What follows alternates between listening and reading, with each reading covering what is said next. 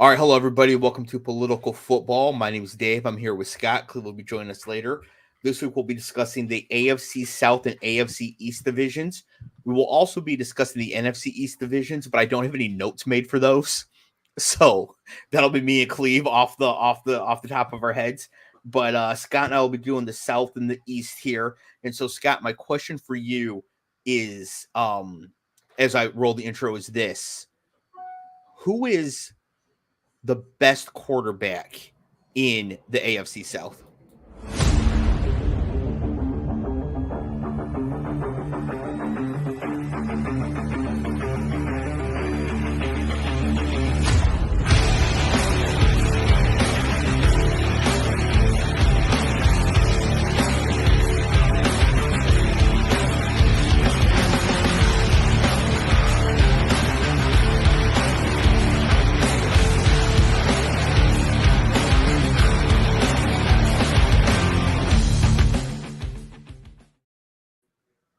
All right, Scott, best quarterback, AFC South. Who is it? I mean, I think the sort of mail it in, I got dealt blackjack answer is Stroud. Mm-hmm. But I feel like it's a year too early to say that. I do. I know he had a great year. I mean, he was awesome last year. Mm-hmm. But, I feel like, putting a crown on his head after 1 year is just a little too soon. But who else would it be? Well, that's kind of the point I was going for here, is that it's more about who you didn't say, and you didn't say Trevor Lawrence. Yeah. So that's more of the issue we're going to get to when we get. Here's what's happening. I'm trying. So far, I haven't been able to avoid this problem. The problem is that I look like a complete tool when you make these shorts that are all over the place. And I'm trying to avoid sounding like a total jackass. So I really don't think you come off that bad in those. And in fact, I try to make it very fair. I don't. Then I'm terrible at this because I come off like a complete. I mean, what is wrong? Put a helmet on that guy, kind of thing. I think that you just have an incorrect view of yourself. And so you view yourself through a negative lens when you don't need to. I don't. The only thing I would do, Dr. Drew, appreciate that. Yeah, you're welcome. I'm married to a social worker. It happens. The only thing that I would do that could make us look silly is that I will, the day before the season starts, which is only 2 weeks away from now, we'll do our predictions, MVP, and all that. I will repost those after the season. Yeah, but right or wrong. I mean, the context around those is it's just banter. We're not going to be right. I mean, we're not going to be. But in some of the other stuff, it's been wow, I sounded ridiculous there. But it's good. It's just in this, it's if you don't say CJ Stroud is the best quarterback in that division, you're almost well, then who is? And I don't know how you could really truly make the argument that Lawrence is. I wouldn't. I would not make the argument Lawrence is. In fact, I'd make the argument that Lawrence might be third in that division. And so who would be second? That would be our guy Anthony Richardson. Yeah, see, I wouldn't. There's just no way. He hasn't played enough time. I would almost maybe even put time for me to sound like a total tool. I might put him fourth there right now because we got to see it. Okay, well, Will Levis is obviously the worst. He's fun. He explodes in every direction, but he's bad. Okay, I did forget that he was in the division. I'll be honest. Okay, so remember not started well. Remember after Trevor Lawrence's rookie season, which was with Urban Meyer, and he was terrible. And then Anthony Richardson came off his rookie season where he got hurt after 5 games. So let's say Jared Goff disappeared from our Lions tomorrow, and we could sign either Trevor Lawrence going into his second year after Urban Meyer, Anthony Richardson going into his second year right now. Honestly, which one of them would you take? That is a phenomenal question. I probably go, wow. It's like 50.1% one way and 40. You know what I mean? Yes. I'll But the probably fact go Lawrence, but only because I trust him more as a passer, as a thrower. Mm-hmm. But I could change my mind after a month. Like, Yep. I think Richardson still has to prove that he can be a good passer. Obviously, he's an electric runner. Mm-hmm. He's huge. He's fast. Is all that stuff. But from playing the position, I think it's Lawrence right now. But I would be surprised if I felt that way after this. If you ask me this question next year, I think it's a no-brainer. It's probably Richardson. And I would look back and think you were being a little passive with that answer. But that's what I'm saying. Like when I was going through coming up with my predictions for how this division is going to finish, this was one of the toughest divisions for me to predict because I think that all the quarterbacks are relatively closer than people have them in their minds. Stroud was Offensive Rookie of the Year last year. He was great. Will Levis is a turnover machine, but also a big play machine. That's why when they beat the Dolphins in that one game, it just all came together for him at once. He's like Jameis Winston a little bit. He's just all over the place. And then I think Lawrence has not yet lived up to his potential, not even close. And we'll get to that when we get to Jacksonville. And honestly, I know. Okay, if Stroud and Richardson were in the same draft class, who would you have drafted first? Oh, it would have been Richardson for sure, but I didn't think, owning what I thought, So the reason I asked that is because they were in the same draft. They were in the same class, yes. And I would have taken Richardson at 1. Me too. And I would have done it, with absolutely no hesitation at all. Yes. And from this reason, if he hits, you're gold for a long time because of his play style and the things he does and the excitement and the concept of putting butts in seats and selling jerseys and all of it. Again, if he hits, he's going to be a sensational player who's going to take the league by storm, maybe even more so than Cam Newton did. And I don't think sometimes I obviously, I don't remember things great anymore either, but we tend to forget how incredible some things were. Yep. In the past, in football and other things. Cam was incredible. I mean, he took the league by storm. Some people hated him, because of the dab or whatever it was, but whatever it was. Well, I'm trying to be polite. Richardson he has the same capabilities. He has the ability to literally take this league by storm. Yes. One thing to keep in mind is that Cam's rookie season was 2011. Mm-hmm. So that is 13 years ago. Yeah. So somebody who's 25 right now was only 12 then. In fact, we have a listener to this show. Shout out to my boy Emmanuel, who I'm pretty sure was born in 2000. Which makes him makes him 24 now, right? Like that's nothing. But makes him 11 for Cam Newton's rookie year. So he could be forgiven for 11 for me would have been 1994. So that's the Steve Young beat the Chargers in the Super Bowl year of the Dan Marino fake spike. The year before, for me, that's the year before we have to get your brain analyzed. We do, because that's amazing. Well, let's see for you. When you were 11, it would have been 1933. So that's Sonny Jurgensen and Wyatt Tittle. I was still wearing an onion on my belt. Nichols had bumblebees on them. So getting into the division here in fourth place this year, I have the Tennessee Titans in the AFC South. Now, last year, Clev predicted they would win 8 games, they only won 6. This year, Clev predicts 5 wins. The Vegas line is 4.5. So he's right in line with this as well. New head coach Brian Callahan, former Bengals defensive coordinator and son of a longtime football coach Bill Callahan. Bill is actually the offensive line coach on this team. No, Great Scott, coach. I was going to say, you are an offensive line coach yourself, not in the NFL. Let's be clear.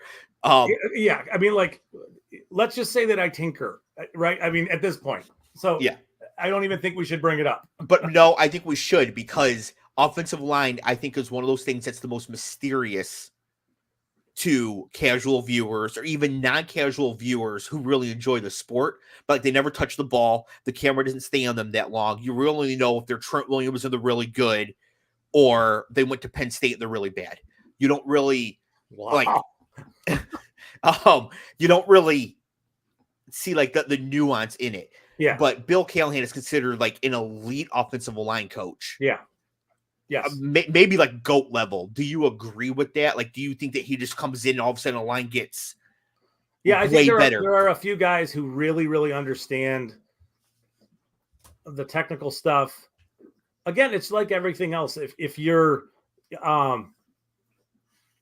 our draft, whatever, in our draft wrap-ups, whatever you want to call them, we loved what the Steelers did, right? Because they got Zach Frazier, they got Fuaga. No, they got Fatanu, sorry.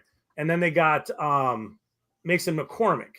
And it's like, those were three of my favorite players in the entire class, regardless of position. But if they go to the Steelers and then whoever coaches the O-line there puts them in a position to fail by asking them to do things that they're not really good at doing. Let's say taking those three guys, as physical as they are, and saying, we're going to run a bunch of the stuff the Dolphins run. We're going to run a bunch of wide zone stuff. I think that's like you're missing the boat on your own players. Right. Line up, play big boy football, run duos, double teams, run power concepts, and let those guys just eat. And I would, and I think that's one of the things that Callahan does really well, is understand what his players are and what the things that they do well. I'm really interested to see what he can do with JC Latham, because I think Latham has more flaws in his game than I think a lot of people. Just recognizing that he went 7 overall, right? Like, you should come in and start right away and there should be no problems. And it's like, well, good luck. There's going to be some problems. He should start right away. He's a good prospect. There are going to be some problems, as we saw when Alabama played Michigan in the Rose Bowl. Yes. And he's very aggressive. He tends to lunge, especially more so in the running game than the passing game. But the lunging and missing in the, when you're run blocking is a problem. Very, very overly aggressive, which is okay if you could dial some of that back. So I would expect Callahan to get that figured out. They're an interesting team, though. I think Pollard's a nice addition there. I don't know what you think about that.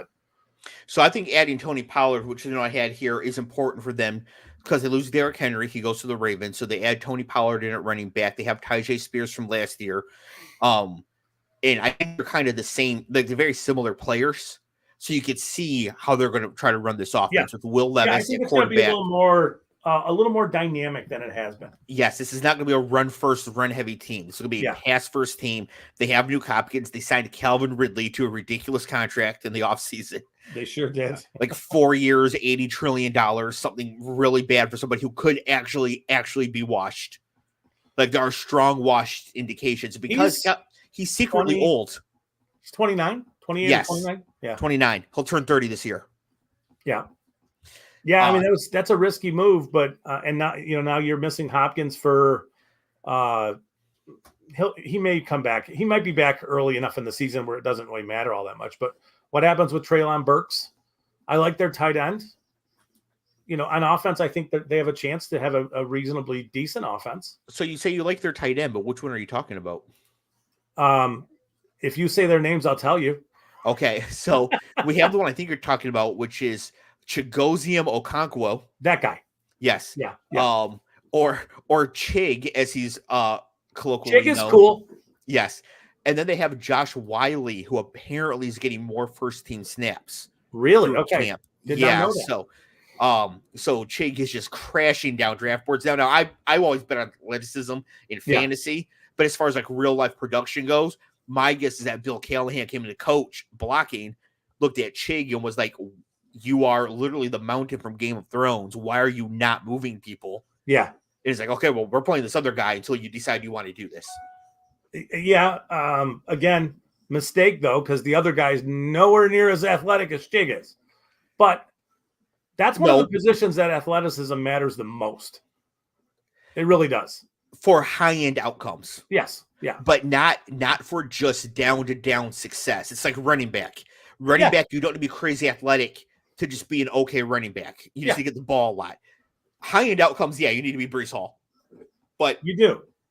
But so while Josh Wiley will never be Travis Kelce, he can easily be the 17th best tight end and 10th best blocking tight end and be more than what they need. Absolutely. Rather than Chig, who can jump over a mountain, but and we just said that they're going to spread it out, so I can't see a lot of 12 personnel stuff there. So exactly, yeah. Quick question: Curtis Samuel or Chase Brown? I know they play different positions. Is this for backups positions ish kind of things? I took Curtis Samuel. He was after ADP anyways. Okay. Curtis Samuel, great pick. Yeah, there we go. My cat is sitting in my notes. Hello, Schroeder. So Will Levis will get the full season at quarterback for them. He may as well, because even if he sucks, just give him all the games. Well, it's year 2, though. I mean, there's time, there's room. Yes, but we got to see a lot of him last year. Yep. And it wasn't encouraging. He's kind of like Chigo Kwankwo. He is athletically encouraging. Yeah, but are we really going to talk? I mean, he was a rookie. Rookie quarterbacks tend to struggle a little bit in an offense that probably wasn't really well suited for him. Yes, but the only quarterbacks that tend to struggle as much as he did and rebound to have good or great careers are usually top 10 picks, usually first overall picks. Yeah. Peyton Manning, John Elway, Trevor Lawrence. Like if Will Levis ends up being as good as Trevor Lawrence is right this second, it would be a huge win for him. Yeah.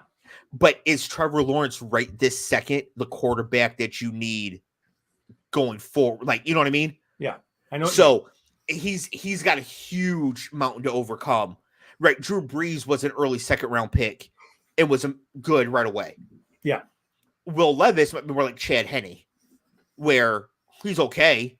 It'll be around for a long time, but he may never be that guy. Shout out Liam's in the chat. One of our two big Charger fans. By the way, Liam, I don't know if you saw, but I did post about Austin Eckler, a short on TikTok, either yesterday or today. So be sure to check that out. I may have asked the AI to give me an image of Phil Rivers on a couch watching Tom Brady win another Super Bowl surrounded by 9 children. And it may have worked. So this AI stuff is incredible. I cannot get over how great it is. You mentioned J.C. Latham, who was the pick at 7 overall. The only thing I want to say about this is that this is the same mistake I think the Chargers made, but maybe even more so. I think they're going to look back on giving all this money to Calvin Ridley and passing on Rome Odunze as being a major mistake. Odunes, whatever, terrifies me that he's in Chicago as a Lions fan. It does. Yes, I think because they were picking 7th, so they should have been able to anticipate that either Neighbors or Odunze would be there for them. Yeah. And if not, they might be in a position to get Joe Alt anyways. So I don't think that giving Calvin Ridley all that money was, even at the time, I think it was a mistake because they knew their draft position when they made that offer to Ridley. And so even more so than the Chargers, where it's like we're picking between these 2 elite prospects at positions of need. I think the Titans made 2 mistakes. One, they took the wrong prospect. And they took the wrong prospect because they gave all this money to Ridley. Yeah, I mean, it's, those, they do go together, right? Like that's the idea of overpaying an older receiver. Yes, Liam, we'll do our best. The idea of overpaying an older receiver to come in and be, a reliable weapon behind a really old receiver with a really young quarterback. I get it. You want very reliable players and stuff, but they need to be available. And we're already seeing that Hopkins is out. It wouldn't surprise me if Ridley misses a little bit of time. But it doesn't sound like Ridley had a great year in Jacksonville last year. Like, I was surprised they didn't re-sign him. Yeah. So he was good for half the year, left the team for mental health reasons, which is fine. While I'll go away for mental health reasons, gambles on Atlanta Falcons games, gets suspended for a year, comes back, is slightly below mid in his year 28 season in Jacksonville. I mean, the signs don't point good. What did he produce last year? I know that's not the end all be all, but I think it's more important that he got severely outproduced by Evan Ingram and Christian Kirk. Yeah. Right. It's more that, like, because they passed a lot in Jacksonville, but it doesn't matter because, like, if Evan Ingram, I think, was like 2 catches away from the season. Oh, record. He was incredible. Yeah. So where's Calvin Ridley? Like, get open. Yeah. Evan Ingram is not going to the Hall of Fame. No. and Kirk is, as a slot receiver, somewhat limited as far as like where you can play him. So they really needed Ridley. And now Tennessee really overpaid for him and then missed on, like you're saying, the opportunity to draft what could potentially be a very long-term, safe and reliable wide receiver 1 type player. Yes. Oh boy. And that's the other thing too. If you draft a bust wide receiver in the first round, you have to fix that problem right away because you need 3 of them. Honestly, you need 3 good pass catchers, whether they're receivers, one's a tight end, maybe get a good pass catching running back, but you need 3 good pass catchers. So, for example, the Eagles, when they took Jalen Reagor, 1 pick ahead of Justin Jefferson, the next year trade for AJ Brown. Yes. But we got to fix that. They knew instantly. Yes. Yeah. That's why I thought the Chargers should have taken, one of the reasons they should have taken Neighbors, because Quentin Johnston is on his way to the San Antonio Brown was. Like, he's like 7th on the depth chart right now. He's done. So, fix that problem right away. Yeah. And then the Titans, Traylon Burks. There's a little light on for him because he was okay as a rookie, but it just doesn't seem like it's going to happen. So what young wide receivers do they have coming up behind Ridley and Hopkins? Who's their Jordan Addison? Who's their Jackson Smith and Jigba to take over for Tyler Lockett? There isn't one. They don't have one. Right. It's Burks or bust, kind of. Yeah, they signed Tyler Boyd, who is 31 now, and it has been getting worse every year for the last 4 years. Yeah. They don't have one. Like, for me, Odunze is a perfect fit for this team of what they need when they're looking to compete. So, like, you pass on Latham this year, but if you're going to be bad this year, yeah, who's more important for you 2 years from now, Latham or Odunze? To me, it's no question. So, now it's Levis is the most important. You Yes, got to get Levis to work. Yes. And if Ridley's out and if Hopkins is out and Ridley misses a little time, that team is done. Yeah. So it doesn't matter how well protected they are. Levis is if there are no weapons, right? So, I mean, we just need to look at the amount of money that receivers are making to understand their value in the NFL right now. Mm-hmm. Sneaky prediction. If the Titans can manage to be like 3-3, but Will Levis is clearly not him, right? They get a couple defensive games, or if Michael Penix is actually better than Kirk Cousins right now, I could see Cousins getting moved to Tennessee. They have the money for it. That would really be a way for Atlanta to solve their problems. I mean, it's going to cost them an arm and a leg. Doesn't even matter at this point. Yeah. It doesn't. Yeah. Liam saying the Titans have an underrated defense. They do. But the other 3 offenses in this division are as good or better than their defense. Yeah. I mean, I just, they got a long way to go to not finish 4th. Yeah. They just do. And it doesn't mean that they're not up and coming, or they might, emerge at some point soon. Yeah. But there has to be Levis has to be the guy. if going into next year, Will Levis's Madden rating is an 87, this team could be predicted to win the division next year. Yeah. Right. Yeah. But it's not going to be, and the receivers will be a year older. Yeah. They're in trouble for a little while. Now they're a team that let's pencil in Luther Burden to that team, right? Like that's pretty good.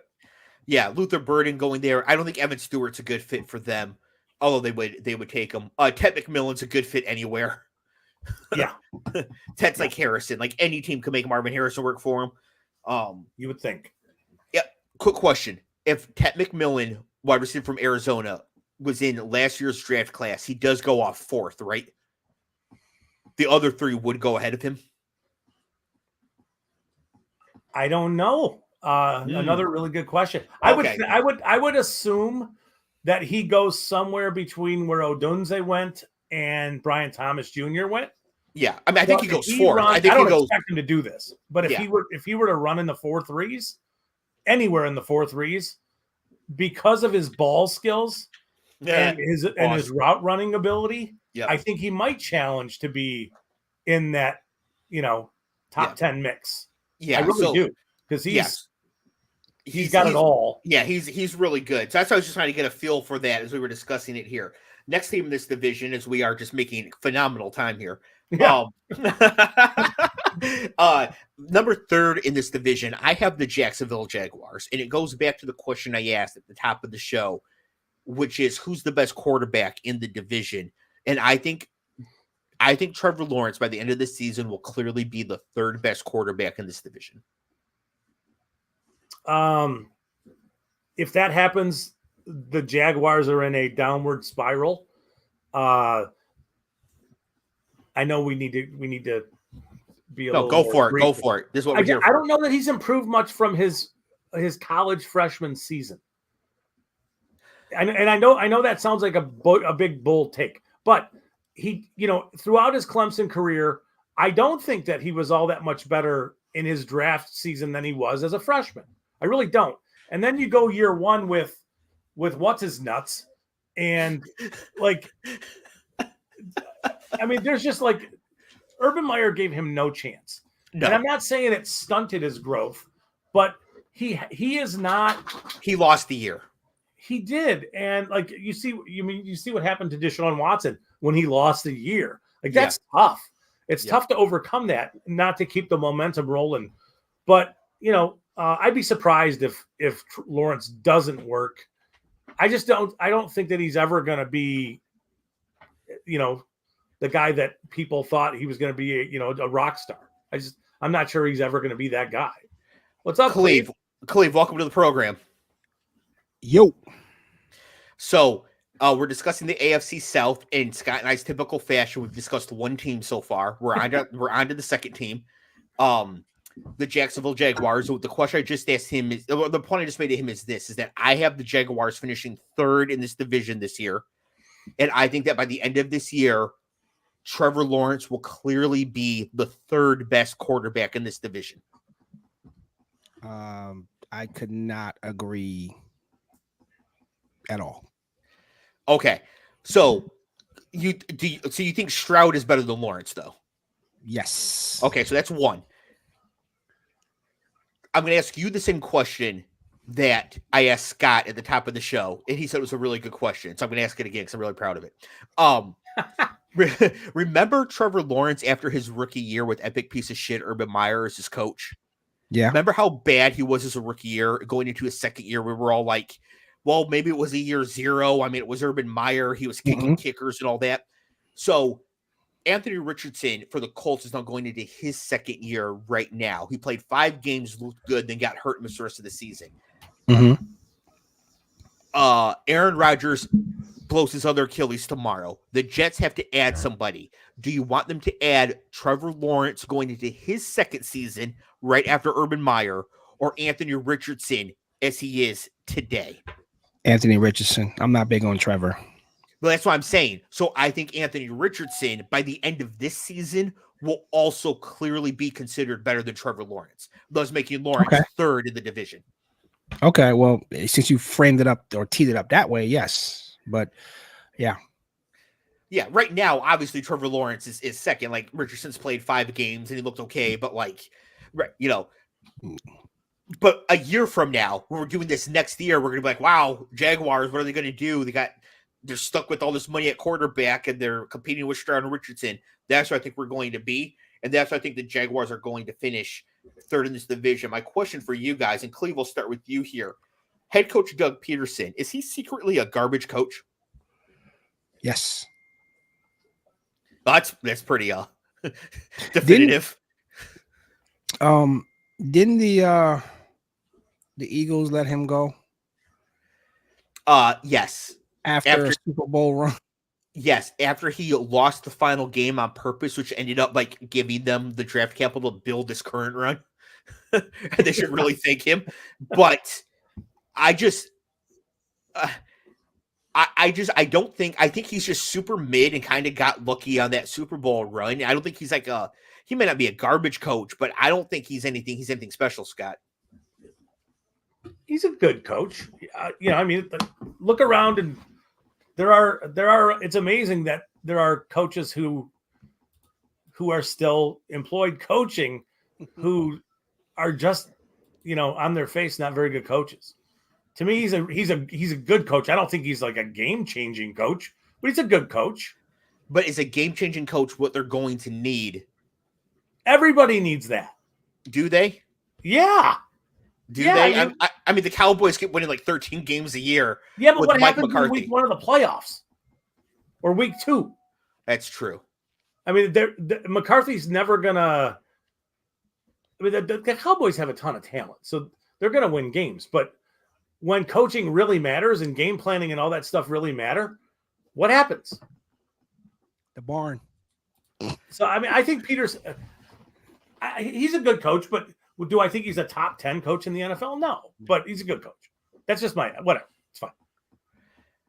Cleve, if I were to tell you that Michigan's quarterback this year, his name was John Coxland, would you believe me? Yes. If I were to tell you his name is Alex Orji, would you believe me? Yes, because I've been playing a lot of college football and he's been. Oh, that's right. You're on the game. Yes. Yeah. Game. That's right. He's on the game. I'm drafting Alex Orji here. Cleve, the college drafts, because college starts on Saturday, week 0. The clock's down to an hour for picks, so I'm drafting during the show. So in case I look distracted, that's what's going on. I just drafted Alex Orji there. Put like $100 on Delaware State to get their asses kicked by Hawaii, because that travel time is ridiculous for them to come from Delaware all the way to Hawaii for that game. They're gonna get murdered. Delaware State played against one of the worst Michigan teams in history about 15 years ago and lost 63-0. So, however, best halftime performance the Big House has ever seen, because they brought the band. The HBCU brought the band to the Big House. Yeah. Phenomenal. Wow. Phenomenal. Just absolutely brought the house down. It was great. I've been to a homecoming there. It's pretty 1,000 years ago, but it was pretty live. So another thing I have about Jacksonville here, with their draft pick, 23rd pick in the first round, took Brian Thomas Jr., wide receiver out of LSU. Scott, I don't know about you, but I thought he was more of a developmental prospect coming into the league. However, I think he's going to have to be an immediate impact player if this team is going to have any hope of making the playoffs. So he can. It's interesting with those dudes like Brian Thomas, who are 6'3" and 210 and run mid 4.3s. If he's having a bad day, yeah. I mean, if you watch Neighbors and Thomas run just in their routes with Jaden Daniels last year, you would come away thinking that Thomas is not significantly faster than Neighbors, but he's faster than Neighbors. He's also 6'3" and 210 pounds. So you can alter what the defense is trying to do simply by being on the field if you're that fast. Mm-hmm. They're going to roll a safety to your side of the field. You're going to free up large amounts of the field just by running routes, not necessarily even verticals.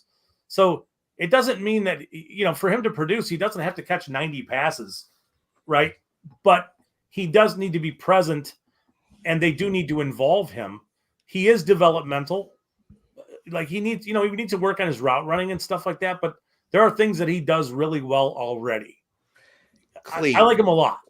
Yeah, I mean, I like him as a prospect as well. I just think for this team this year, he might be able to give them what they need to overcome. Cleve, in the offseason, free agency, Jacksonville also signed Gabe Davis from Buffalo. Oh, so they signed show up whenever I feel like showing up, Gabe Davis. Well, I don't know if it's that necessarily. I just think it's like sometimes defenses, like he gets wide open, he gets 4 catches for 200 yards and 2 touchdowns, and then he disappears in the next game. Right, and then he's gone. So they have Gabe Davis and Brian Thomas to go along with Christian Kirk at wide receiver. They have Evan Engram at tight end. They still have Travis Etienne in the backfield. The team seems like they should be loaded and ready to make a move in this division. But when I said that they were going to finish third, Cleve, what was your reaction to that? Initially, in all seriousness, I can see that. But I'm not big on Lawrence. I think he got paid. He got paid because he got paid because it was time for him to get paid. But I haven't seen, like, I've seen flashes of what you always talked about with him and what he should have been. But again, he got a year wasted of his career because he had an idiot coach. So I'm not totally down on your take, but I could see why you said that. Or why you say that. Number 2 in this division this year, my goodness, I have the Houston Texans. Oh boy. Wow. Yeah. Number 2? Yeah, I have them finishing second and missing the playoffs. Oh, dude. Because I don't think this division is going to get a wild card. I think we're looking at a bunch of 9 and 8s. Yeah. So is Indy going to be like, 12 and 5 and then a bunch of No. I think they're all going to be like 9 and 8, and one's going to get the tiebreaker. Okay.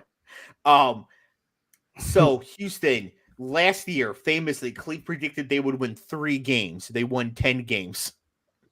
Horrible take. Now, yeah, well, you weren't on your own. we were all kind of thinking something similar.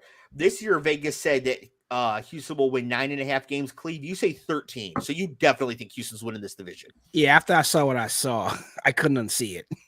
And of course, they added your boy Stephon Diggs. Yeah. So we got to see how that's going to work itself out because only one football. There's one football. They got mixing the 3 receivers now. Dalton Schultz. It's one football. Yeah, but I like what they did on defense too. So they're a good team. Yeah, I think they're a good team. I think they're a good team as well. And I think that Houston will be perennially now for the next 4 or 5 seasons in the playoff conversation. Right. And obviously if Houston won this division, I'm not going to be shocked. Right. They're predicted to win it. However, they are predicted to win 9.5 games this year. The Colts are predicted to win 8.5. So it's not like they're that far off to Vegas. Which lends to your argument of you saying that one team is just going to get one win over the others. Yes. The real question here, CJ Stroud, quarterback, 2nd overall pick last year, wins Offensive Rookie of the Year. A lot of quarterbacks make a huge leap between their rookie and second seasons. Does he have a leap yet to make, Scott? Is he already at his ceiling, or do you think he's got even higher that he can go? You are just bringing great questions. Another one. Thanks. I should host a podcast. Think about doing that in your spare time. I mean, he was crazy efficient last year, right? It's not like he was irresponsible and he threw a bunch of picks like all the rookie quarterbacks do. So, I mean, what kind of leap could he make? Yeah. Well, that's kind of my question, because at Ohio State, of course, I watched CJ Stroud closely at Ohio State as a Michigan fan. And then he comes to Houston, and I'm like, this is the same player, right? He's just now doing it in the NFL, but it's the same dude. Yeah. I actually didn't see a difference between CJ Stroud last year and his sophomore year at Ohio State. So if this is what he is, if he's got no more ceiling defined, yes, it's going to make him Rookie of the Year, but he might actually end up being like Dak, where he's the 7th best quarterback in the league forever. but he's never Josh Allen. He's never Mahomes. He's never Lamar. And if that's the case, they can get got eventually. Yeah, but I think that does Stroud have? I mean, he doesn't have the running ability of Josh Allen or Lamar. Doesn't need it. Right, because I think he's a better thrower. I think he's a much more accurate thrower than both of those guys. And he might be a better, he might be a better pocket player than either of those guys. Give me a second, guys. Yeah, you're good. And I just don't know that, I don't know that I'd want to compare anybody to Mahomes. So, I don't know what his numbers were last year, but he was awesome last year. And if he reproduces that in that offense with that defense, expecting their running game to maybe tick up their efficiency too, that's a dangerous team. 29-year-old Joe or 28-year-old Joe Mixon versus 25-year-old Devin Singletary. To me, that's kind of a wash. I mean, it could be, but I think you'll see more rushing touchdowns for Mixon than you might have saw last year with Singletary. Yeah. That's all I mean by that. But what I'm saying is that Houston last year, like if CJ Stroud last year is as good as he's really going to be, they won 10 games. Yeah. Adding Stephon Diggs isn't going to make them win 13. No, but stability's good, and it's winning games. It's winning games when they matter. Especially with him, like he was so good as a rookie that it was almost like, all right, it's not unreasonable to call him a top 10 quarter. I said earlier in the season earlier in the show I wanted to see another year of this, but after his first year, it's not out of the realm to call him a top 10 NFL quarterback right now. The way he played. If he does it again and he shows what he showed last year, I know he was the second overall pick, but I mean, it's remarkable what he's done, what he did in year one. And if he replicates that, it's great for Houston. It really is. Yep. No first round pick this year for them. They're 2 second-round picks. They take cornerback Kamari Lassiter out of Georgia and tackle Blake Fisher out of Notre Dame. Both positions of incredible need for them. Yes. To me, that's actually the way they get better. Both of them end up being first-round value. Then this team could actually win 13 games. Yeah. What does Will Anderson do? That's going to be the really interesting thing. Because that's the pick they gave Arizona. That's the one that they gave away for their first rounder this year, right? Yes. So is he a 10+ sack disruptive player? Well, and he's a good run defender, so there's no issues there. But what does he look like? Daniil Hunter there, right? Like they should really be able to be. They should generate some pressure. And their head coach, D'Amico Ryans, obviously former 49ers defensive coordinator. Yeah, I think he's Alabama linebacker. That dude's a good coach. Like he is. We talked Peterson earlier. Yeah. You can see Ryan's impact on that team and that defense specifically instantly last year. Yes. You could. Yeah. If the defense really takes a step forward, then maybe this team can greatly improve. So, of course, that means the first place team I have in this division is the Indianapolis Colts. Last year, Clev predicted they'd win 9 games. They won 7. This year, their line is 8.5. He says 8. So, Clev thinks Houston's going to win this division. I think the Colts are going to win this division. Scott, who do you think is going to win this division?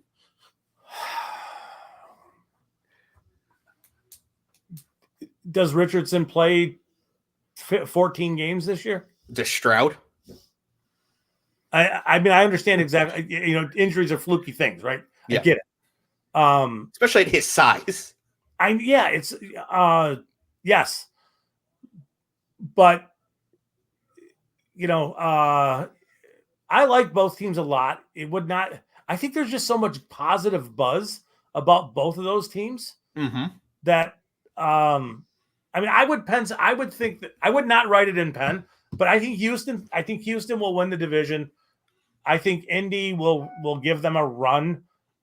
Could Indy on offense just blitz everyone and literally, run people out of the gym, yeah, they could. I mean, with Downs and Adonai Mitchell and Michael Pittman. Yep. And Jonathan Taylor, who we didn't really see him and Richardson much together. Mm-hmm. They could on offense. They should be super explosive. So you anticipated one of my first questions, which is Anthony Richardson healthy, which he's fully healthy now. Yeah, he needs to stay that way. But he's what, 6'4", 242? I mean, he's gigantic. Yeah. So you would not think he's just going to take some injuries. Cleve, are you back with us? He's on mute. No worries. No worries. Some work stuff. No worries. I want to make sure we're here before I fired a question at you. Sure. So my question for you is about Jonathan Taylor, because you love the running backs. Yes. My question for you is this: is Jonathan Taylor on his way to Dustville, or will he revert to a Pro Bowl form? And I ask that because I can't see any way in which he's actually just an average player. He either was great and is on his way to being dust, or he had a bad year and a half and he's about to spring back. Which do you think that it is? I think he's going to regress. I think that offense is going to go through the quarterback, through Richardson, now that he's back. I think Jonathan Taylor is an afterthought, and you guys know I love the running back position. I really love that position. But I don't see him being the same guy that he was before the injury. Let me ask you a question. If we flipped Derrick Henry and Jonathan Taylor, and put Jonathan Taylor on the Ravens next to Lamar, would you say the same thing about him there? Or would you say now he's a compliment for Lamar and he'll do a lot better because he has Lamar next to him? Nope. I think it's completely, they're two different players as far as backs, although Derrick's got a lot of tread on him. I don't think he's a threat with Lamar. Like it's just gonna be Lamar. Okay. Scott, you raised your hand. Jonathan Taylor is 25 years old. Yeah, that means he's a year away from being over the hill at running back. Okay. He's a year away. That's 35 in running back years. Yeah. Todd Gurley is 28. What is your point? Yes, he did. I was just gonna say that, Dave. I was just gonna say that. You two clowns. Dalvin Cook is 22 right now. Yeah. No, I mean, to me, he's 25. He has several potential, not a lot, but I think he has, he's got room for 2 big seasons. He does. So I agree with you, Scott. Now, his numbers may not be what they were before because, as Cleve said, the offense is going to go through the quarterback. Yeah. If you're down to the goal line, I mean, why even hand it off? You have this tank that could just run into the end zone. Yeah. So Taylor's numbers might come down. But as far as skill as a player goes, I do think he's got a couple more years left in him of being like, you better not just key on Anthony Richardson in the zone read game, or Jonathan Taylor will crush you. He will. Yes. So I don't think he's actually on the train to Dustville yet, but I will say this: I do not believe he can be mid. Well, I mean, the train to Dustville is definitely going to be making a stop in his town. It's just when, right? And I don't think at age 25 it's quite yet. That's all. Well, the last year and a half have not been good for him, really. No. But to me, that's just like injuries and all that. It's not a reflection of him quite yet. Yeah. Soon though it could be. So you two both say Houston's going to win the division. I say the Colts. The thing that for me puts the Colts over the top, the draft, 15th overall, Latu, first defensive player taken, edge rusher out of UCLA. I think he was a top 5 talent. I think in a normal draft he doesn't fall past 7, and I think getting that sort of value on an offense, a team with an offense this good, is what's going to put the Colts slightly over the top. They did have a good draft. I mean, you're banking a lot on the quarterback taking a step, right? So there's no doubt. There's so much buzz behind that team. It's going to be very exciting to watch them and Houston this year to see how it turns out. It's going to be super cool to see. What I'm saying is that Latu could be 80% as good as Will Anderson, but they didn't have to pay through the ass to get him. That's true. In which case, we're really talking for Indy there. So yeah. Okay, now moving on to everybody's favorite division. Scott, do you want to start this division with us, hang out this division with us, bounce now? What would you like to do? We're going to the AFC East. I'll hang for the first team, and then I'll quietly scoot. That works for me. Cleve, we are of course in your division here. This is Cleve, if you don't know, is a massive New York Jets fan. He moved to the United States at 10 years old in 1984, looked around the entire NFL. You had Dan Marino in Miami. You had the Giants coming off Super Bowl victories. And he decided, I'm going to be a Jets fan. So God bless you, Cleve. I don't know what led you to make that decision, but here you are. Blair Thomas and Johnny Johnson. Blair Thomas was awesome. He just fumbled. Blair Thomas is the proof that it's not just James Franklin's fault. All players from Penn State are bad when they come to the NFL because they don't learn how to play football in college, except for Chris Godwin. Chris Godwin breaks the mold on that. All the rest of them are all garbage when they get to the league. They put a good set of linebackers into the league, bro. Penn State did. Penn State is like linebacker U. Yes. There's always freak athletes that come to the NFL from Penn State. Always. Yes. Yeah. Yes. Okay. I mean, there's a few guys. I will give you Chris Godwin and Micah Parsons. But given how many players come out of that program, they should have a lot more studs in the NFL than they do. And they have way more busts. And even LeVar Arrington, coming out of Penn State should have been Lawrence Taylor. But he wasn't because he went to Penn State. He's been going to a real program. Damn. Yo, bro, you're on your own with this one, dude. He might have been there. Okay. Right. That's what I'm saying. What I'm saying is that Joe Paterno and James Franklin get really good football players, do not develop them at all. They just use them as they are. Then they get to the league. Some are freak athletes like Micah Parsons. Some are really good like Chris Godwin, and they develop. Most of them are mid to bad, and they underperform. Mid to bad. Wow. And it's been that way forever. Like, quick, Cleve, name one great Penn State player in the NFL before 1990. Saquon Barkley. Before 1990. Oh, before 1990. Oh, come on. Also, Saquon was a bust, but Matt Millen. Okay. Fuck. I don't want to say anything nice about Matt Millen. Was Matt Millen that great, or was he just playing in the middle of great defense? He was a phenomenal football player. Okay. Different era. You have to remember that for me, Matt Millen is a football player. We're talking like my very childhood. So I cannot really argue back against this. You say it. He was awesome as a football player. Okay. You know who wasn't? Curtis Enos, Kajana Carter, OJ McDuffie, any quarterbacks. One of the 83 bust quarterbacks was them, right? Todd Blackledge. Wasn't that them?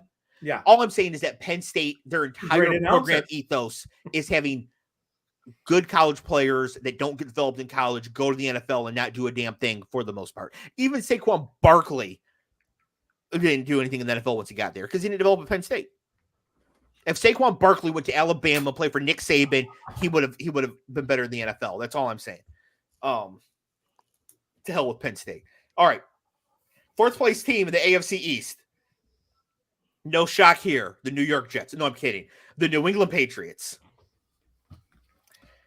Yeah, I think that's pretty easy. Yes. Last year, Cleve predicted they would win 8 games. They won 4 games. This year, Vegas says 4.5. Cleve said 4. So we're right in line there. Now, biggest news for the Patriots this year, new head coach for the first time in forever, Bill Belichick, has retired to spend time with his 24-year-old girlfriend and to host a YouTube show on Underdog's YouTube channel. So Jared Mayo, former first-round pick and all-pro linebacker, takes over as head coach. And that's good because without Tom Brady, Bill Belichick is basically just James Franklin. So I think it's good that they did bring in a new coach. Yeah, it was time. They drafted Drake May, 3rd overall, to be the franchise quarterback. Now, Scott, in the pre-draft process, it really sounded like you did not like Drake May as a prospect, especially relative to the other prospects in the class. Yeah. Do you still maintain that now? Do you think they made a mistake here? Do you think that May can get better, or do you think they just picked the next Zach Wilson, Sam Darnold, Ken O'Brien? Sorry, Cleve. I mean, yeah, he can get better. He certainly can get better, but there are some things that are hard to improve, like delivery, release, kind of stuff like that. He's big, he's mobile, he's all that stuff. But of this class of quarterbacks, he could be the first one that you look at and think, man, what could have been? I look at JJ McCarthy, and maybe they were just never into him, but I cannot fathom a scenario where they wouldn't have been for all the stuff that McCarthy brings off the field. The character, the football stuff, went to Michigan like Brady, all of that stuff. Yeah. And just passed on that. But I didn't like a lot of the stuff that May did. He drifts a lot. He brings a lot of pressure onto himself. A lot of it's unnecessary. I'm regurgitating old stuff, but can he improve? Yeah, I just don't. He's not going to play this year, or he's not going to play early this year. I think it's going to be Jacoby Brissett, and it's going to take a little time. He's going to make mistakes. He's going to have to figure it out, because he will force the ball into dangerous places. He'll make great throws here and there. He's athletic, but he's got a long way to go. So word out of camp right now is that May is going to start sooner rather than later. And I think that this makes a lot of sense. I'm pulling up their schedule right here. So the Patriots season, they start at Cincinnati, host Seattle, at the Jets, at the 49ers, home to the Dolphins, home to the Texans. Ooh. Okay, so immediately after that is when May starts. At Jacksonville, home to the Jets, at the Patriots, at the Bears. So October 20th, what is that? Week 7. I think is the absolute latest that Drake May gets in there. But this schedule, at Cincinnati, home to Seattle, at the Jets, at the 49ers, home to Dolphins, home to Texans, that's 0-6. They're going to get obliterated. Yeah. I mean, they'll probably win one of those because the NFL works, but that's really 0-6. Some of this is like, we got to recognize too, that the culture, like things have changed, and maybe that's a good thing for New England. I mean, it's possible that Belichick, that they just grew tired of him, and, maybe they play differently. I mean, it's a possibility. Mayo is known to be a pretty good coach. Here's what I'm thinking, Cleve. Here's what I'm thinking. The Patriots open week 1 getting destroyed by the Bengals. They come home, they lose to the Seahawks. They go to the Jets and get steamrolled by Aaron Rodgers. They're 0-3. Obviously, you're not going to put in the rookie to start at San Francisco the following week. They go to San Francisco, they get destroyed. They're 0-4. Next game is home against the Dolphins. He's playing then. Against the Dolphins? He's coming to week 5, because the pressure to switch quarterbacks is going to be immense. I mean, this is a fan base that is not prepared. I mean, Matty Ice's dad is not prepared for what he's about to face to start the season. Right. And for those listeners who don't know, Matty Ice is the president of Matty Ice Media Network, of which we are a part, co-host the show. Sometimes used to host the show with us. His dad is a typical Boston, New England sports fan. This guy is always falling, doesn't matter how many championships you get. It's always full of mistakes. And now it's coming true. And they have an entire region of the country that is all like that. They're going to be 0-4, coming off getting obliterated by the 49ers and Brock Purdy. And you're going to tell me they're going to be like, yeah, no, Jacoby Brissett, week 5. It's not happening. May start in week 5. No one's getting a steak in New England. You can't go out for a steak dinner. You won't be able to go out. No, they are. I mean, at Cincinnati to start. Oh, that's going to be embarrassing, because Joe Burrow wants to make a statement. Yeah, they might hang a 40 burger on them. Yeah. Okay, in the draft, Scott, in the second round, they took wide receiver Jalen Polk out of Washington. In the 4th round, they took wide receiver Javon Baker out of UCF. I actually like both of these prospects. If this team is going to win more than 5 games, though, both these guys need to hit in major ways, because their wide receivers are like Kendrick Bourne with 1 ACL. Yeah. Juju no, they need- Smith-Schuster.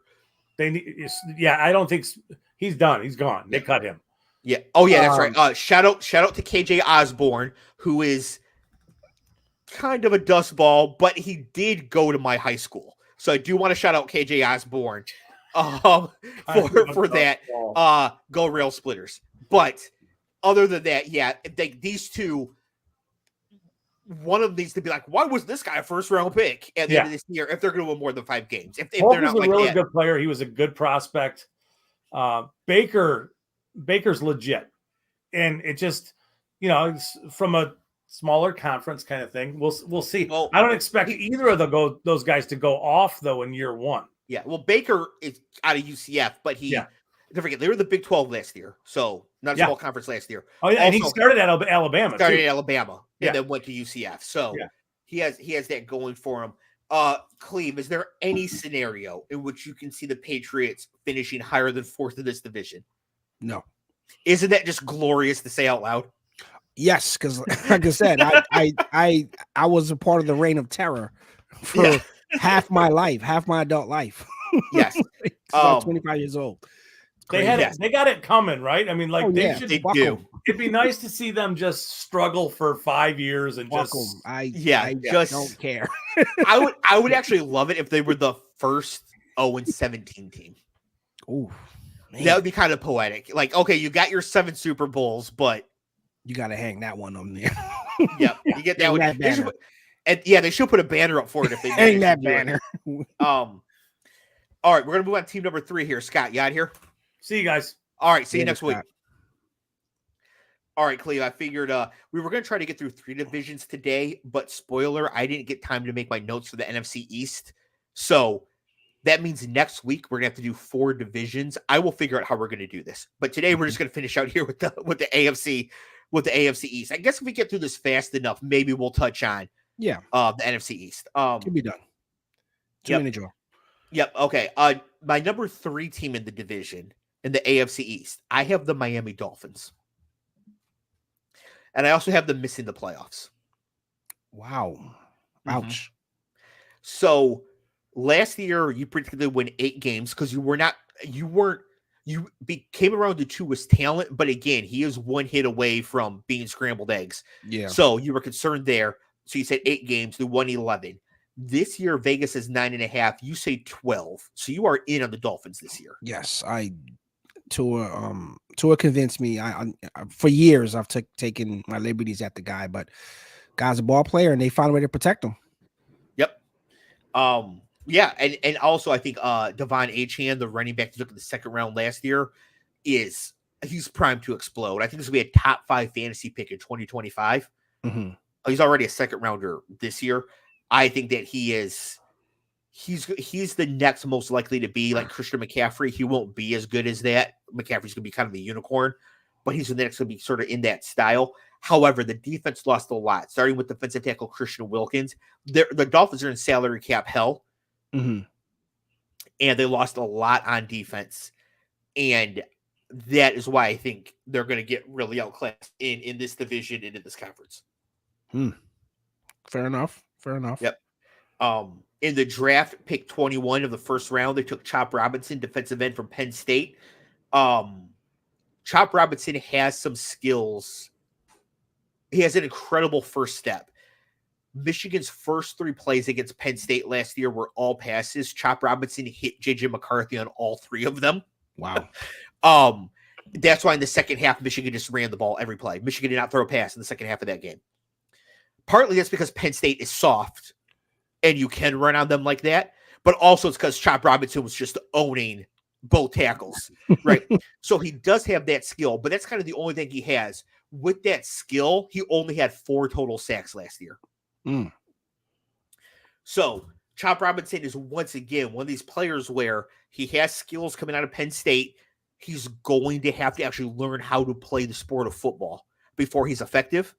And that's not what this team needs right now. They need somebody to come in and be like, I can play right now. Yeah. Right. I think Chop Robinson this year is going to be a 71 on Madden with the potential to be a 93. They needed to draft somebody who's a 79 with the potential to be an 83. Right. They needed somebody who could just come in Jump right in. away, play run defense, get at the quarterback a little bit. They didn't do that, so I don't like that there. In the 4th round, they took Jalen Wright, running back out of Tennessee. The best size speed combination in the class from a running back who actually did anything in college. About 6'1", 215, ran a 4.36. Solid. Yeah, they have a type. Yeah. They have a type they like there. Big, fast. So they had him there. Of course, they still have Tyreek Hill. They still have Jalen Waddle. They have Tua, of course. They signed Odell Beckham Jr. as a wide receiver. I don't think he's going to do much. I think this is his last. Ceremoniously. Yeah, this is like Yeah. He's there to coach guys up. I think he's there to live in Miami and get paid for a year without state income tax. Damn. I mean, LeBron is staying in LA because he wants to be in LA. He knows he's not winning a title in LA, right? He's there now to be in LA. I think for Odell, he's like, Miami's where my future is, not outside of football, right? I'm going to the Dolphins. He's is he dust? Oh yeah, he been dust. He unfortunately became pure dust when he tore his ACL in the Super Bowl. Right, that was his last brilliant. That was because he was good in there, and I think he got a touchdown in that game. I mean, he was on his way. He might have been the MVP. Yeah, he was, because that was the Cooper Kupp crazy year. Robert Woods got hurt, and so Odell Beckham came in and played the Robert Woods role. But since then, I mean, he's been the same guy. Yeah. So, I think the Dolphins could be as good on offense as they have been and still be a lot worse. But yeah, I have the Dolphins finishing 3rd, missing the playoffs. If that happens, do you think the coach is in trouble? Mike McDaniel. Yes. This is a win now league. This is they won 9 games last year. Yeah, I think if they miss the playoffs this year, he keeps his job easily. But if they start out bad next year, he could be hot seat real fast. So I think he's got a little runway here, but not as much as people might think. All right, Cleve. Who do I have finishing 2nd in the AFC East? Well, I know you're probably going to tab my Jets. I have the Buffalo Bills finishing 2nd in the AFC East. Oh, that's a surprise. And sneaking into the playoffs. Sneaking in. Barely making it in over Houston. Wow. Barely. Like by a tiebreaker, right? So the Bills last year, you said they'd win 14 games, they won 11. This year, Vegas is 10.5. You said they'd win 7 games. Yeah, I mean, they lost 2 good receivers. I don't know. You're going to tell me what they picked up. Yeah, so who right now, who are the starting 3 wide receivers on the Buffalo Bills? It's 3 guys I couldn't probably name in a police lineup. Two of them are names you know. So first, Khalil Shakir, who's been there for a few years. He's still there. They signed Curtis Samuel to play wide receiver, and they drafted Keon Coleman with the first pick of the 2nd round. The problem is that they traded back with Kansas City. Kansas City used that trade up to take Xavier Worthy, Mr. 4-2-1. And then the Bills got stuck here with Keon Coleman. Keon Coleman is a slow, contested catch wide receiver. As I mentioned to you when we were talking about the Bills in the season preview, or the win-loss total preview, the head coach, when discussing Keon Coleman, reporters are like, hey, how's Keon Coleman doing? They keep talking about how great of a guy he is instead of what he does on the field. And then the head coach, Sean McDermott, said that it's, quote, it's clear they don't teach blocking at Florida State. Wow. I mean, yeah. So that's, but I think it goes back how much he likes Keon Coleman as a person. He's like, listen, this guy can't block for shit, but I don't want to call him out. I'm going to call it his entire college program. So I think they fall way off. They have Dalton Kincaid, the tight end they took in the 1st round last year, who's probably going to be their lead target earner. which isn't great. I mean, if it's Travis Kelce or Mark Andrews, that's one thing. Dalton Kincaid has not shown that he's nice like that yet.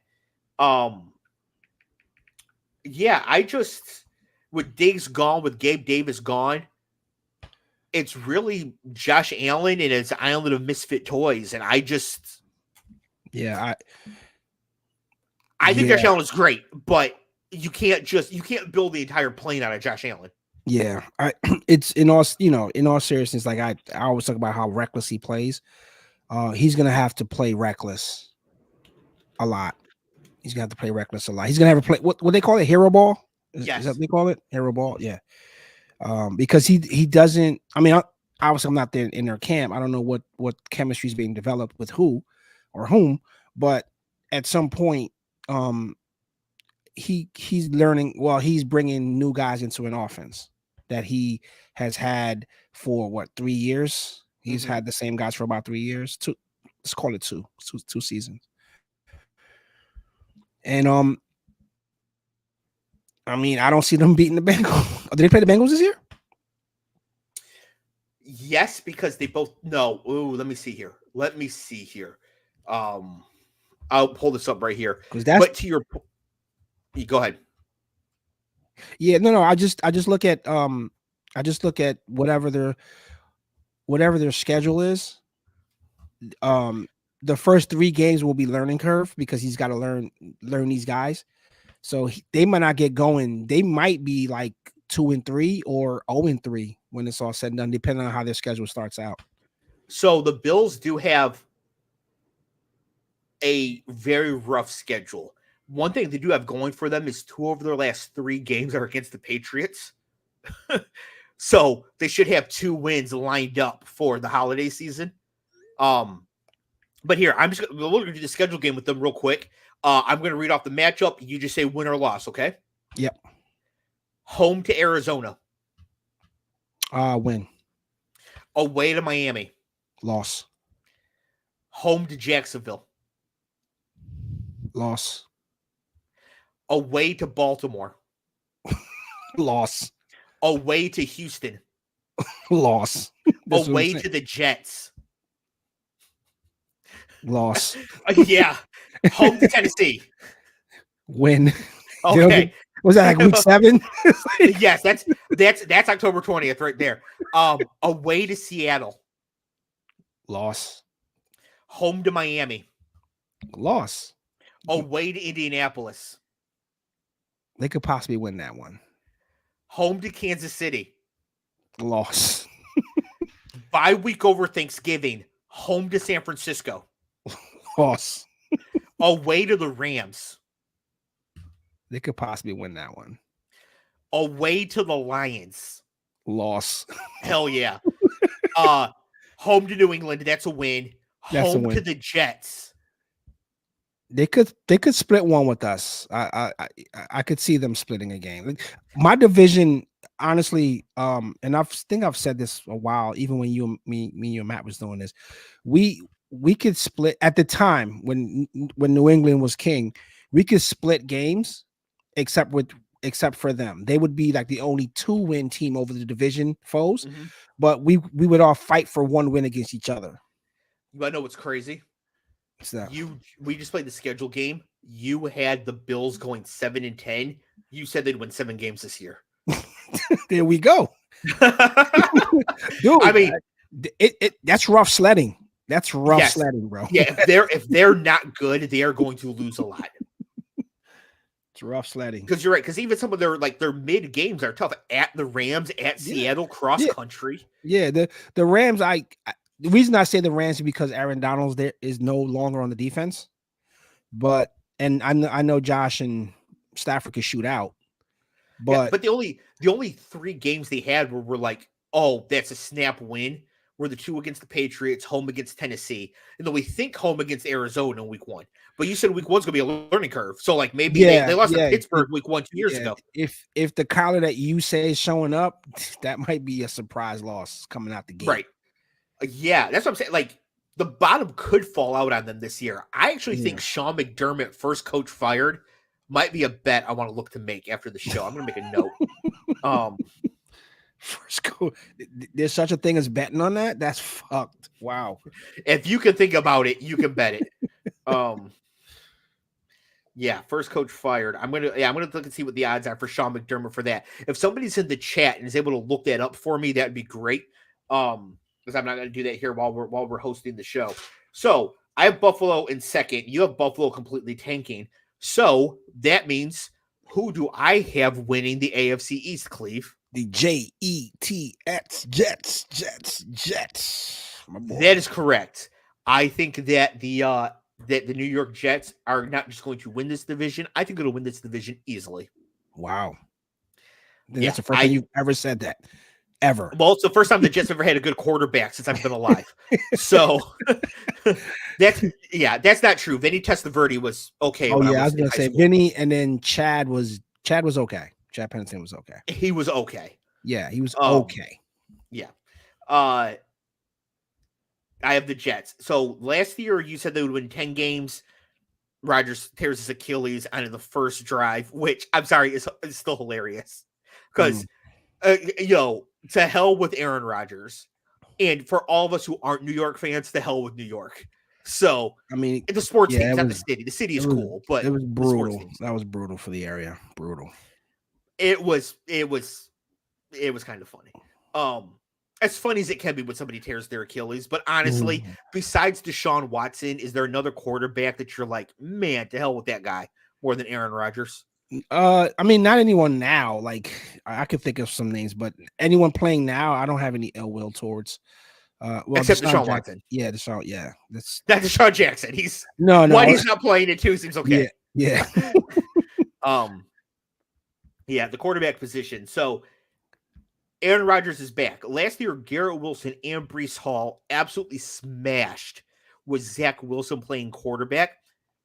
Some nerds, fantasy nerds, have gone back and looked at all quarterback seasons going back to like 2002. This Zach Wilson season last year was one of the 5 worst in the history, this century. I lived through it. I mean, yeah, missing guys and just flat out missing guys. Farewell.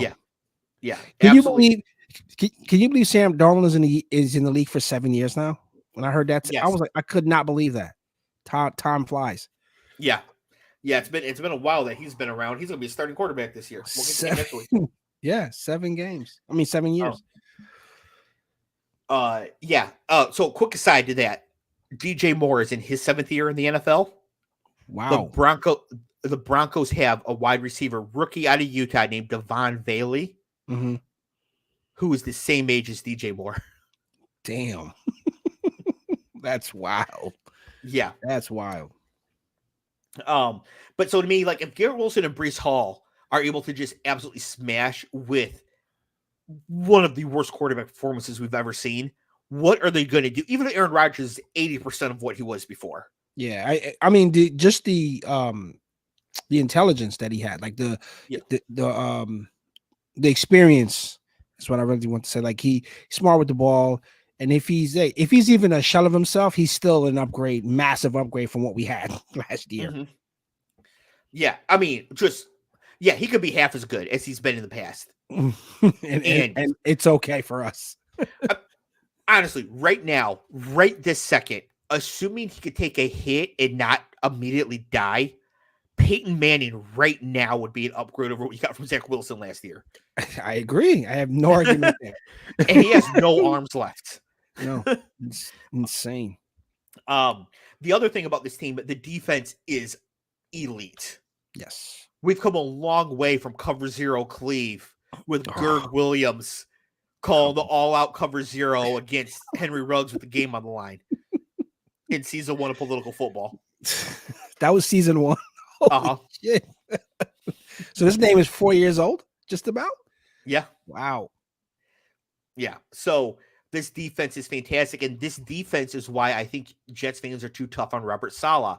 He's a defensive coach. He's a defensive coordinator. The area where he really can have the most impact is on the defense and who he hires to coach the offense. Hiring Nathaniel Hackett is a disaster. However, being stuck with Zach Wilson, who he did not draft, yes,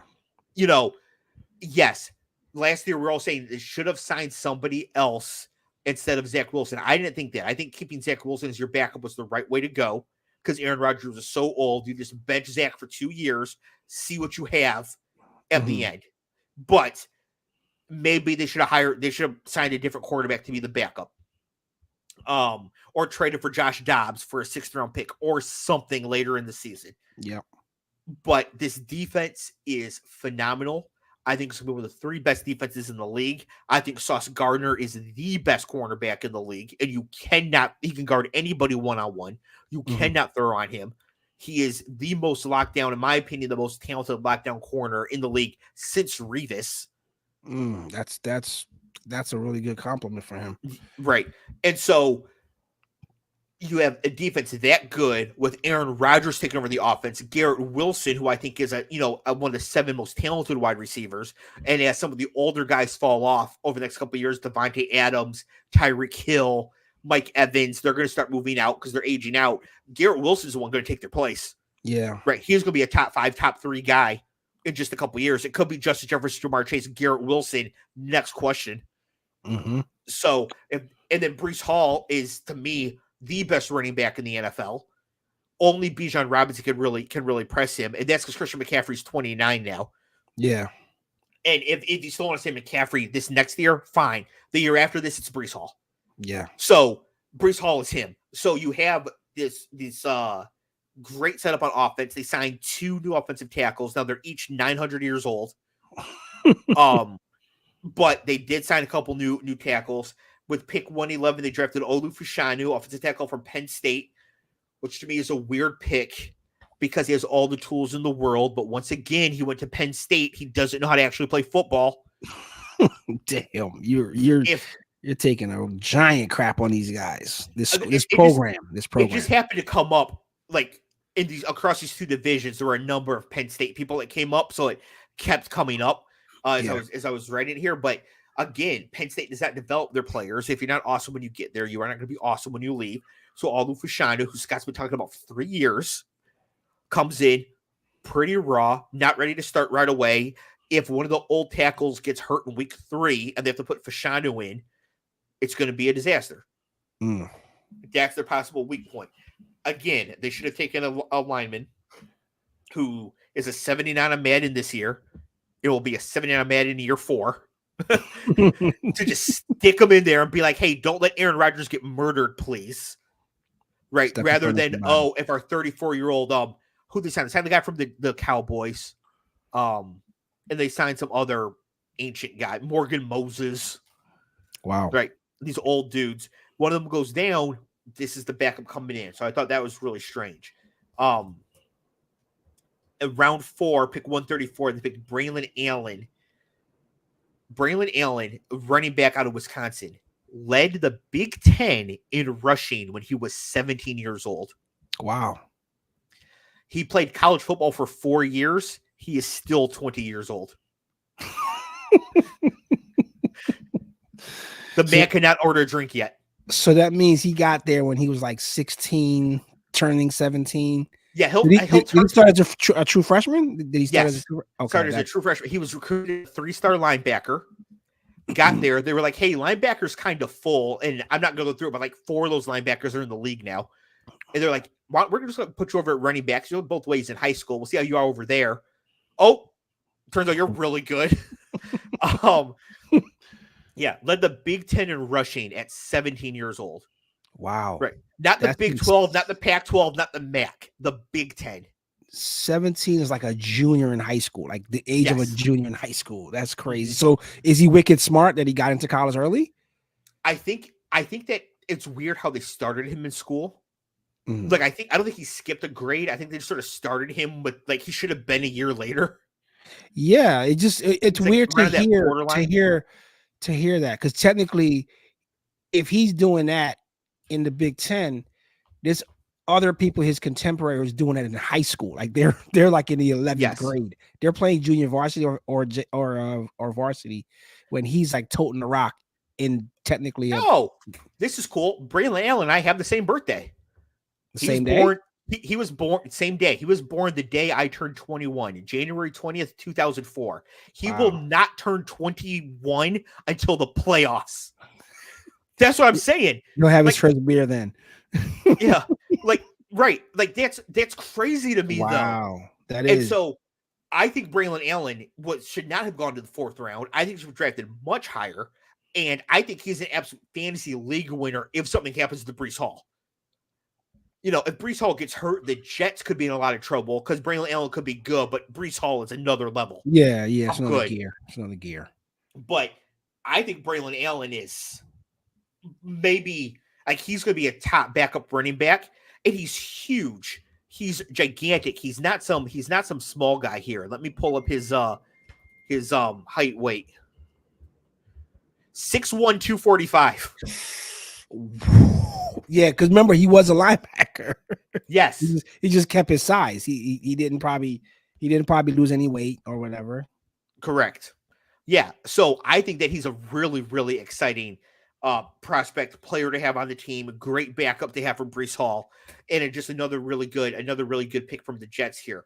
So personally, I think the New York Jets are not just going to win this division. I think they're going to win 5 games in the division. And I think they are a really, really strong candidate for the number 1 overall seed. No argument there. I think it's them in Kansas City because the North is a tough division. The teams in the South aren't quite good enough. Yeah.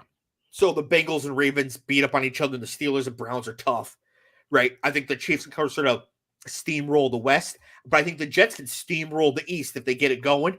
Mm-hmm. And I think we really could be looking at the road to the Super Bowl going through MetLife Stadium. Man, and not because of the Jets, or not because of the Giants. Yeah. God. Yeah. Awful. So are you excited that I'm so bullish on your Jets this year? Well, this is the first time. This is actually history for our show because we both started out hating each other's teams, and now we're like fans. I'm a fan. Yes. I actually used your boys on Madden. Like I was online killing people a couple days ago. So yeah.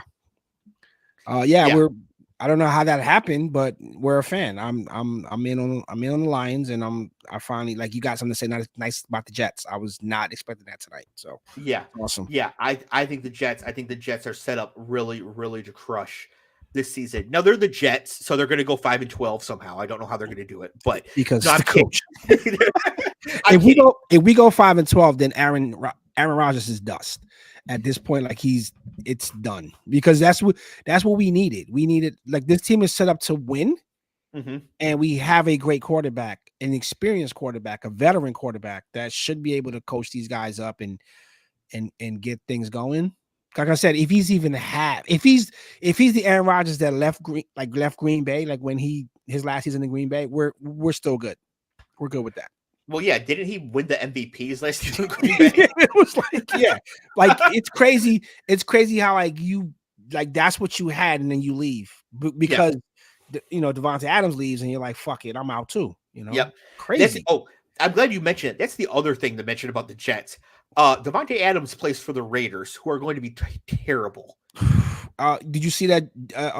Minshew he's got the nod. Yes, Minshew will start the season. And that's all that means. He's going to start the season. However, Devontae Adams does finally have a tradable contract this year. If they are that bad, he's going to put tons of pressure on them to move him to New York. Yeah, well, yeah, the calls are going to be made. The back channel, and Rodgers is going to put pressure on the Jets to be like, hey, if you can get Lazard and if you can get Cobb there, seriously, I'm getting Adams here. Yeah, but those guys each cost half a bag of Fritos and a plant out beer, right? Devontae Adams is going to cost them real money and draft capital. But the Jets should be looking to win the Super Bowl this year. Yes, right. This is our window. It's our window. The Bills have no wide receivers. The Dolphins have no defense. The Patriots don't have Belichick. The Chiefs have won 2 in a row. They could just be, having fun hanging out with Taylor. You put all your chips to the center of the table. Right. So if you need to trade a first-round pick next year for Devontae Adams, which would be a terrible deal in general to make, you do it. I think Devontae Adams could end up on the Jets during the season to go with Garrett Wilson and with Breece Hall. And I think the Jets, I'm not ready. 2 weeks from now, we're going to make our official predictions. I think the Jets, though, do play in the AFC title game. Yo, that would be so dope. I would have to. I would be home for that. Yeah, that'd be good for you. Okay, so tonight we did the AFC South and the AFC East. That means next week somehow we have to do 4 divisions. So we'll try to figure out the logistics for that. We may have to do 2 shows. Like I might try to see if Scott could do Tuesday, you do Wednesday, something like that. Or we just put on a running clock. We literally put on a running clock.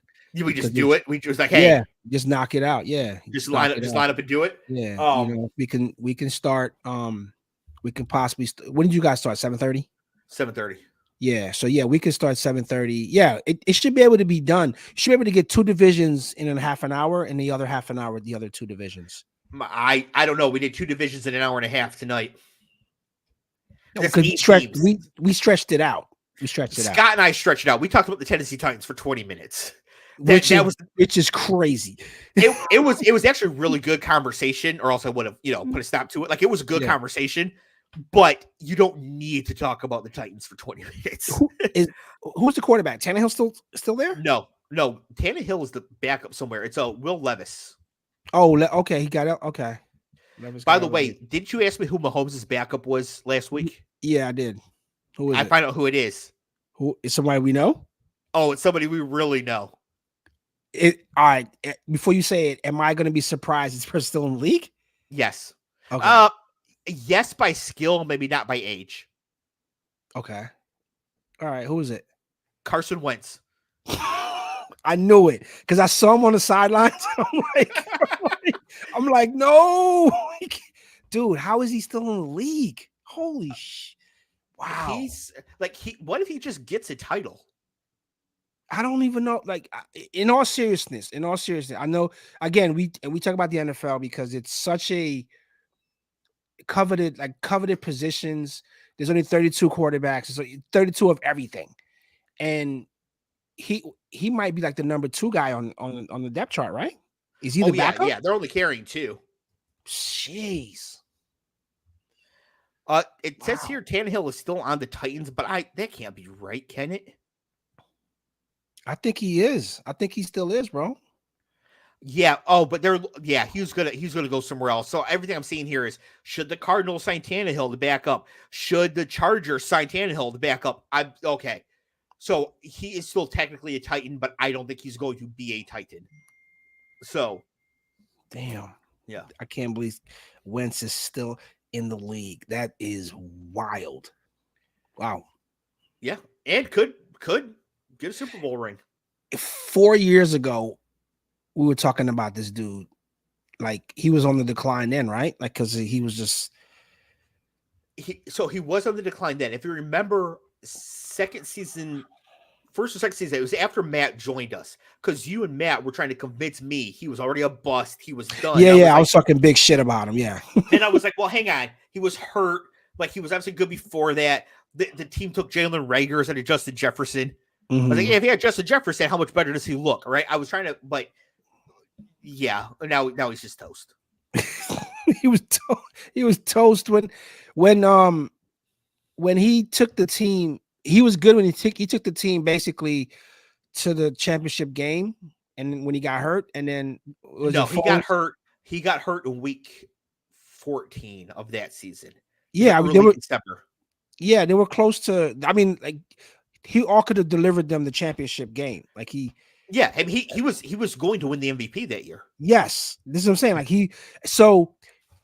to turn, like, how the tide turned so quickly. I'm really like convinced now because, like, you guys got me into the whole college part of this, like how guys can just come into the league and then disappear. It's why I think about Lawrence the way I do, right? I did give him the year 0 with Urban Meyer being an idiot coach, but it's like, okay, like if he doesn't flash this year, then we're like, okay, it's over. Like, it's like we're not singing praises anymore for this dude. Like, you're a regular guy, you're mid or whatever it is you want to say. Right. You're either, after this year, Trevor Lawrence is either in the Pro Bowl or he's Jared Goff. There you go. And Jared Goff is okay. I mean, he's went to that NFC title game. He's been to a Super Bowl. Like, he's not horrible, but he's Jared Goff. Yeah. And that's what Trevor Lawrence will be if he's not. Yep. Something this year. All right. So, so we'll figure out what we're he going needs to do to flash this year. He needs to flash. Yeah, we'll figure out what we're going to do for next week. Maybe I'll just try to convince both you guys to join us for 7:30 to 9:30. Just knock it all out, get it completely done, marketed everywhere. Because we'll be talking like an NFC North, so all the Lions people should want to show up. We are competing with the Democratic National Convention tonight, so dude, when they brought out Little John, I was like, okay, incredible. What? Incredible. So. Because the thing is that you have to remember that that the conventions are advertisements for your party, for people who are unsure about who they're going to vote for, if they're going to vote, right? It's not for partisans, right? I'm voting for Kamala Harris. It doesn't matter. They could have brought out they could have brought out I don't know, Wayne Fonts, right? Punching my mother in the face on stage, and I'd still be like, I'm voting for Kamala, right? Wow. The convention is an advertisement for people who might think about voting. Georgia, massive swing state. You have the Republican convention a month ago. I don't know if you saw like the highlights of their roll call. It's boring. It's almost all white people being like, it was Kid Rock and Hulk Hogan. Oklahoma. They weren't doing the roll call. They were just there to give speeches. Right? So you compare that to what you got here with Lil Jon. I mean, they go, Georgia, how do you guys vote? And then all of a sudden, Turn Down for What starts playing. And then Lil Jon is there and he's doing the chant, we're not going back. And the crowd is into it. And like, you know, all the old white people in the crowd, they're off beat, but they're lifting up their Kamala and Doug heads and they're going crazy. I mean, that's the sort of scene that you want to put out on social media when you're trying to get young people who are deciding if they're going to vote or not to vote. Like that was hype. That was awesome. Interesting fun fact about the region of the country that I hail from. Like, it's so regional. Like with music, like we never liked Little John. Like I've heard his music in clubs and stuff, you know, in college and stuff like that. I've heard it, but like it's not something that we would jam up there. Like so like seeing that for me was like, okay, you know, it wasn't like they brought out Mobb Deep. Yeah, like, yeah, but like that's so the thing. Yeah, but that's the thing too, is that the roll call is regional. It's for the states, right? Yeah. So for Michigan, they play Lose Yourself. Yeah. For New York, Spike Lee was there. He didn't say anything. He's just standing there being Spike Lee, and you're like, hey, that's Spike Lee. Minnesota had John Randall. Wow. Well, think about it. Tim Walz is a football coach, so you get Hall of Fame Minnesota Viking to come to, like. You see what I'm saying? Like it all kind of. Yeah, I never thought of it like that. Yeah, you're right. I never thought of it like that. Now, what I was hoping for is that Taylor Swift was going to be there for Pennsylvania, unannounced, right? Just and boom, not even singing. Just like they cut to Pennsylvania, and she's like representing the great Commonwealth of Pennsylvania and our such and such votes. Blah blah blah. I'm Taylor Swift, and I'm here because I believe in A, B, C, and D, and I cannot wait to support Kamala Harris. Like. I was really hoping we were going to get that. I think she lives in Rhode Island now, so she could have been up for Rhode Island too. And really, before we go, what week is the what day is the election on? Like, the election is November 5th. Is that a Tuesday?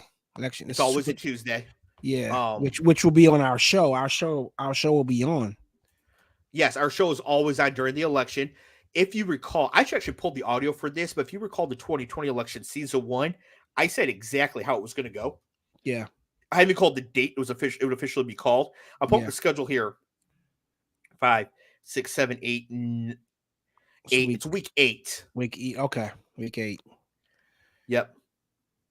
Oh, this is great. So the Lions go to Green Bay on Fox national TV game on Sunday. They beat the Packers. Kamala gets elected. The Lions at Texans Sunday night the following week. That's gonna be a good week. Oh, that's the same. Okay. You got Penguins games. Yeah. Yeah. So we'll be on during the election. So that's always. Remember 2022, we ran for the midterm elections because I didn't know how the House was going. Paul told us in the chat that people were starting to call the House for Democrats. Yeah. So It's exciting time. This year is going to be fever pitch, I bet. So I'm probably gonna have a glass of wine out for sure. I think I might have a beer. I think we're going to see a landslide in so much as you can see a landslide when people are this polarized. But I think we might see North Carolina go for Kamala as well. So every state from before, but by bigger margins, plus we had North Carolina. Wow. Okay. Yeah. Well, that's what is that? 13 weeks out right now? Something I think they're like 70 days, 76 days. Yeah. Okay. Something like that. So damn, this year is almost over. Yeah, starting this weekend, there will be a college or NFL game every weekend until the Super Bowl. Yeah, that's what I'm saying. Like we're in the crux of it now. This is it. This it sneaks up on you, doesn't it? Yeah, but like for sports lovers, like that's why I'm wearing the Senators hat. They ain't doing shit this year, but you were heading into beginning of college football, beginning of football, and then the pennant race. It's like that part of the year where it's exciting. College football like this weekend is going to be great. Great. And the games aren't the greatest, but just having college football back is going to be wonderful. By the way, not that I'm just telling you this because you talked about the off air last week. Remember I told you on the game I took over Ohio State and I won like 3 national titles in 7 years. Yeah, I got the Michigan offer. I took it, bounced, left Ohio State high and dry. Do they even count? Like I haven't played the mode yet. Do they even counter like this to keep you, or are you just like I'm done? No, it's just what you talk about. It's hard to get a job offer though. It's really hard because different programs want different types of coaches and different things, and like what sort of people can you bring with you, like what's important to that school.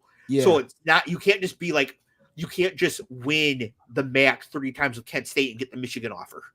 Oh wow! So it's not based on that. It's based on the like how did you win? Did you develop good players? Did you draft? Yeah, exactly. So I went Eastern Michigan 3 MAC titles in 4 years as head coach to offensive coordinator LSU. Oh, to head coach Ohio State. Wow, it's really good. You got to play. I bet they're listening. Yeah, this is nerd stuff. This is nerd stuff. Yeah, I'm about to go play in like 10 minutes here. Yeah, I'm gonna probably play like around like 10:30. So yeah, I'm gonna get a couple hours in. Yeah. Anything else before we go? No, it's we got football. Like 1 more week and then we got football. Yeah, this is crazy. I can't wait. So next week somehow we're gonna do the Final 4 divisions. Be like, subscribe, all that. So there, be on the lookout for TikTok. I put out some TikToks over the last week or so, although I was off, so there wasn't as many. But I'll have more TikToks coming out here soon. So please like those, comment on those, everybody. That helps us quite a bit. We've actually gotten 11 new subscribers just from TikTok. Thank you guys. In the offseason. We really appreciate you guys showing up. I know it's the preseason right now, so the chat is not as active, but during the season, I'm excited about interacting, having a good laugh, and getting just horrible takes. Yes, I cannot wait. The horrible takes from the chat are some of my absolute favorite things in the entire season. Oh, last thing for me, shout out to Don, my stepmom Marlene. They are in Seoul, South Korea. Oh, okay. Yep, they made it to Seoul. Waiting for their flight to connect them over to Thailand. So wait, is he shipping stuff there, like on a ship? Yeah, some stuff. Not a ton though. Like no furniture, I don't think. Oh wow.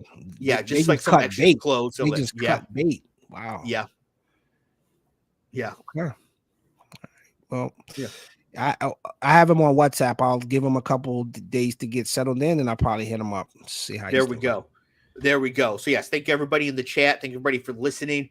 YouTube live stream, link in the show notes if you're listening on audio. Please like, subscribe, turn on notifications, all of that. We will see you guys next week. Peace.